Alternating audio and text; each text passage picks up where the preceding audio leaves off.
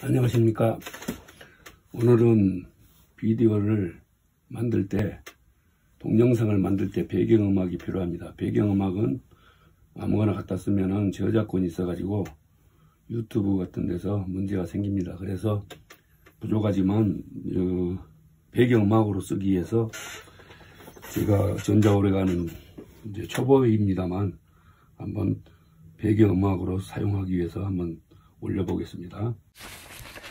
이스라엘 성지 순례 여리고 코스를 돌아보면서 그곳이 왜 가나안이라 불렸는지 한번 알아보겠습니다. 여리고 지명은 한글 성경에 여리고라 번역하여 그렇게 통용하고 있으나 예리코로 지명을 바꾸는 이들도 있고 또 구글 어스 맵에는 제리코로 표기되어 있습니다. 예루살렘에서 북동쪽으로 약 24km에 위치한 여리고는 예루살렘, 그러니까 예루살렘인 해발 고도가 지중해에서 780m의 고도에 있습니다. 예루살렘은. 그리고 여리고는 제리코, 그러니까 여리고는 해발 고도, 그러니까 지중해에서 마이너스 260m에 있습니다. 그러니까 결과적으로 예루살렘에서 보면 1440m 아래의 낮은 지역에 자리 잡은 세계에서 가장 오래된 도시입니다. 세계에서 가장 오래된 도시라는 것은 그곳이 광야 같은 사막이고 사막과 같이 옆에 주변에 산림이 우거지지 않았지만 그곳이 사람이 살 수 있었던 것을 우리가 유추해 볼 수 있습니다. 어떻게 하냐면 여리고에서 예루살렘 쪽으로 보면 큰 산이 앞에 있는 것처럼 높은 지역으로 보이며 예전에 걸어서 다니는 길은 가파르고 험난한 길이었지만 오늘날에는 도로를 닦아 여행이 편리합니다. 아까 말씀드린 해발 고도가 마이너스 260m로 낮은 지역에 위치하여 고대로부터 광천수가 마르지 않고 솟아나와 주변은 사막과 같은 환경이지만 여리고는 오아시스의 도시가 형성된 것으로 보입니다. 지하수는 수맥이 중요하므로 그 수맥을 타고 여리고 지역에 많은 물이 나오기 때문에 그 물로 고대로부터 농사를 짓게 되어 만년의 역사가 형성된 가장 세계에서 오래된 도시였습니다. 여리고 지역에서 자연으로 나오는 많은 물은 그러니까 수도시설이 아니고 맑은 그러니까 그 1급수 물이라고 보죠. 그렇게 깨끗한 물이 예로부터 엄청나게 그곳에서 나오고 있었다는 것입니다. 그러니까 예를 들어서 보면 이제 한 가지 예로 보면 우리나라 해발 고도 예를 들어서 10m 지역에서 수맥이 있는 정확한 곳에 약 250m 깊이로 관정을 뚫어 물을 퍼올리면 많은 물이 나오는 이치와 같습니다. 그 말씀은 뭐냐면 그곳은 해발 고도가 260m이기 때문에 자연히 우리나라로 생각해 보면 260m의 이 관정이 수맥이 있는 곳에 그 물이 나오는 이치와 같습니다. 그러니까 자연수가 나온다고 봐야죠. 농업을 하기 위해서 중요한 것은 물입니다. 여리고 지역은 건조한 지역으로 아열대 식물이 자랄 수 있는 조건에 물이 풍부하여 과일의 당도가 풍부하여 맛이 좋습니다. 모세가 가나안 땅을 이집트에서 안내할 때 처음으로 가나안 땅에 당도한 곳이 여리고라 합니다.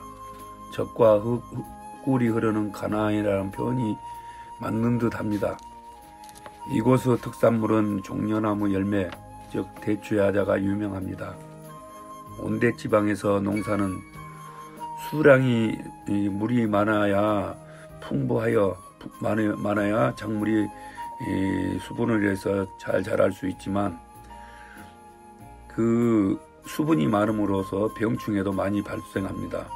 수분이 많아 당도가 떨어져 맛도 떨어지는 경우가 우리들이 이 온대 지방에서 볼 수 있는 농사 환경입니다. 그러나 그곳은 물이 많은 지역으로 그 물이 비는 내리지 않고 물은 많은데 그러면 자연히 과일의 당도가 높아지고 또 병충해도 적습니다.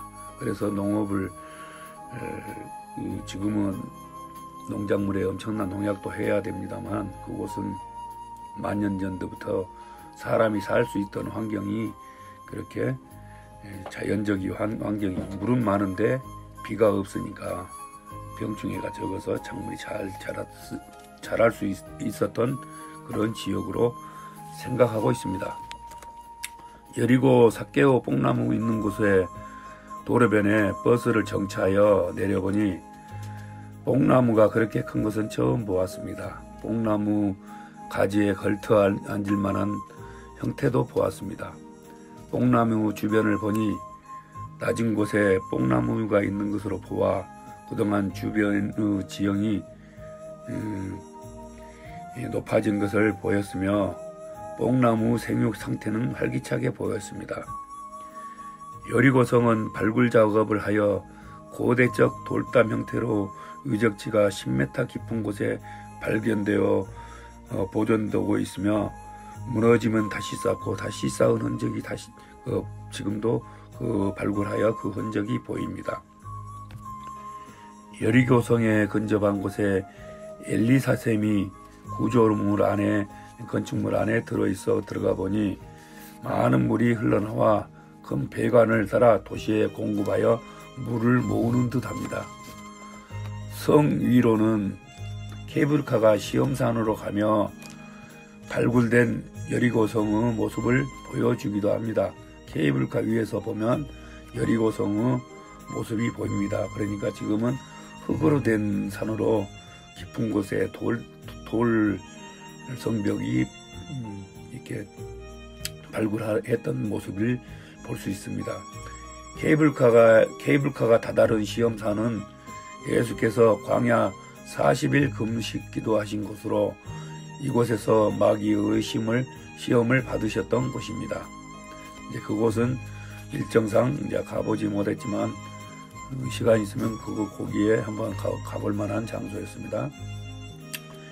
이스라엘이 왜 젖과 꿀이 흐르는 가나안인가 부르는지 이스라엘을 한번 방문한 것으로 단번에 알게 되었습니다.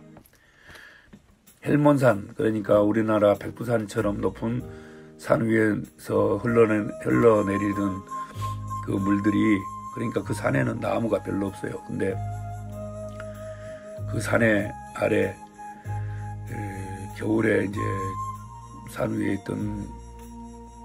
산에 있던 얼음과 눈이 녹아서 그 산에 물이 땅속으로 스며들고 또 지중해에서 오는 바람이 그곳에 이제 다다르면 새벽에 이슬이 생깁니다. 이슬이 생기면 그 이슬이 땅속으로 스며서 1년 내내 그 물들이, 그러니까 갈릴리 호수로 물이 들어옵니다. 그 물이 들어오는 헬몬산 아래쪽은 4곳에서 물이 나오는데 거의 다 대부분 갑자기 산 줄기에서 갑자기 땅속에서 스며 나옵니다. 그 물이 그냥 조금 나온 것이 아니고 우리나라 상수도 배관이 터지면은 1000mm 배관이 터지면은 그 물이 솟아나오듯이 그 물이 거의 펑펑 쏟아져 나와서 그 물이 갈릴리 호수로 저장됩니다.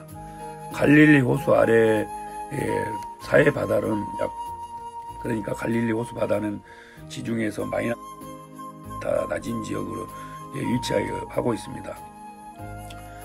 이 지역은 고도가 낮은 지역으로, 그러니까 지형상 산소 농도가 일반 평지보다 30%가 높기 때문에 그곳을 알고 보면 죽음의 바다가 아닌, 사해가 아닌 생명의 바다라고 볼 수 있습니다.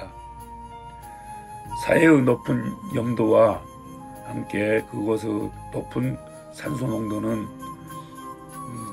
건강 목적과 치유 목적으로 찾는 사람이 꾸준히 증가하고 있습니다. 우리나라와 같이 대규모 숲을 이루는 산과 같은 것은 없지만 생명력이 있는 광야로 그 땅을 우리가 가나안이라고 부르는 이유가 거기에 있는 것 같습니다. 오늘도 이제 이스라엘 방문하고 이 내용을 영어로 그냥 번역해서 올렸는데 이걸 이제 우리나라 사람들도 잘 알 수 있도록 그냥 제가 목소리 넣어서 영상을 재편집하여 올려드렸습니다.